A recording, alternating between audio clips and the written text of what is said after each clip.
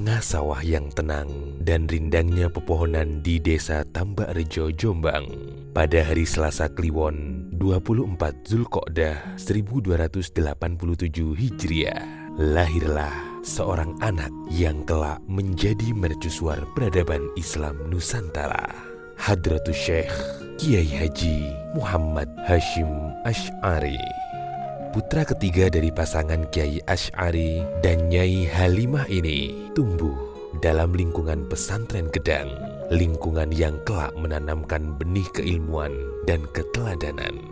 Sejak usia 6 tahun, Hashim kecil telah merasakan kehidupan pesantren sesungguhnya di desa keras. Di sana, ayahnya mendirikan pesantren, menyebarkan Islam, membina masyarakat. Bersama tanah yang diwakafkan oleh kepala desa, sebuah rumah, masjid, dan pondok menjadi saksi langkah awal perubahan besar dari tempat kecil yang sederhana. Di usia belia sebelum menginjak dewasa, Kiai Hashim telah menempuh jalur lelaku ilmu. Ia berkelana ke pesantren Wonokoyo, Langitan, Tenggilis, Kademangan Bangkalan, hingga Siwalan Panji. Jejak langkahnya tidak berhenti di Nusantara. Langkah kaki beliau kemudian sampai di Tanah Haram, Makkah dan Madinah, pusat keilmuan Islam dunia. Di sana, Kiai Hashim belajar kepada ulama-ulama besar dunia. Tak sekedar menimba ilmu, beliau bahkan dipercaya mengajar di Masjidil Haram di usia yang masih muda. Murid-muridnya datang dari berbagai penjuru dunia, termasuk kelak para tokoh besar Nahdlatul Ulama. Tahun 1899, di tengah dinamika kolonial dan kebangkitan nasional, pesantren Tebu Ireng dibangun. Bukan sekedar tempat belajar, Tebu Ireng adalah benteng akidah, pusat kebangkitan, dan mercusuar perjuangan umat. Pesantren ini tumbuh dengan semangat pengasuhan, membangun akidah umat, dan menyiapkan generasi yang mandiri dan berilmu. Melalui gerakan Taswirul Afkar dan Nahdlatul Wathon, Kiai Hashim mempelopori kebangkitan nasional berbasis pesantren. Lalu, pada tanggal 31 Januari 1926, Nahdlatul Ulama resmi berdiri, sebuah organisasi ulama terbesar di Asia yang lahir dari kebeningan istikharah. Pasca wafatnya Hadratus Syekh pada tahun 1947, kepemimpinan Tebu Ireng terus bergulir dari Kiai Wahid Hashim, Kiai Abdul Karim, Kiai Baidbawi, hingga Kiai Abdul Khalik.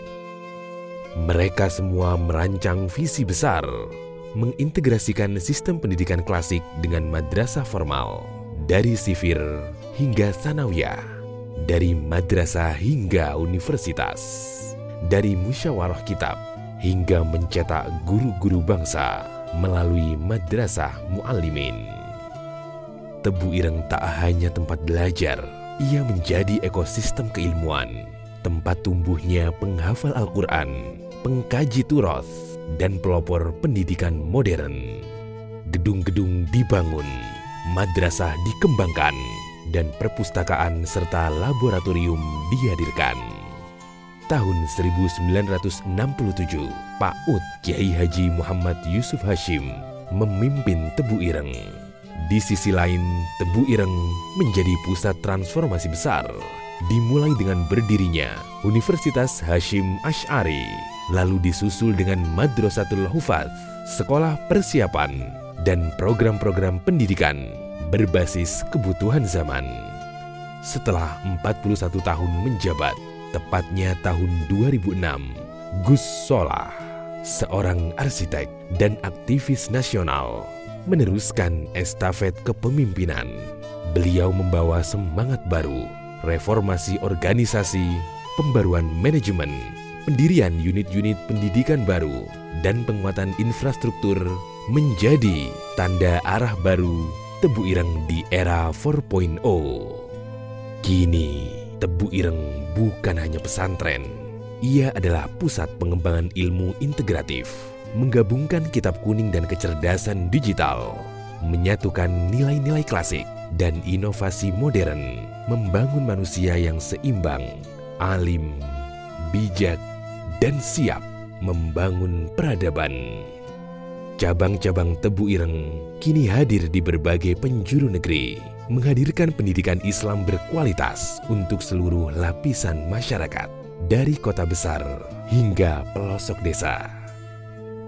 Gagasan besar Kiai Haji Abdul Hakim Mahfudz mewarnai langkah Tebu Ireng hari ini. Ia menghidupkan program diniyah, memperkuat Ma'had Ali, membangun SMP dan SMA Sains, serta merancang sistem manajemen masa depan menuju Tebu Ireng 150 tahun. Tebu Ireng adalah lentera ilmu dan perjuangan yang tak pernah padam. Dari tangan-tangan para kiai, doa para santri, dan semangat umat yang tak berhenti berharap. Tebu Ireng bukan sekedar pesantren. Ia adalah sejarah yang terus menulis masa depannya sendiri.